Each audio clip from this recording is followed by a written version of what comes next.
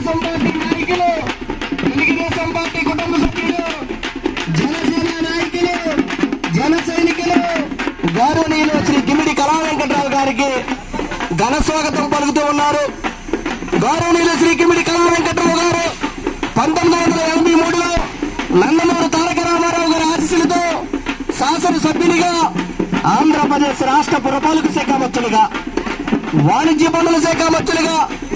హోంశాఖ మంత్రులుగా, తిరుమల తిరుపతి దేవస్థానం అధ్యక్షునిగా,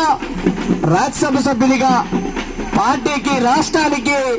విశేష సేవలు అందినటువంటి గౌరవనీయులు శ్రీ గిమ్మిడి కళా వెంకట్రావు గారు చీపురపల్లి నియోజకవర్గ ఎన్డీఏ కూటమి బలపరిచిన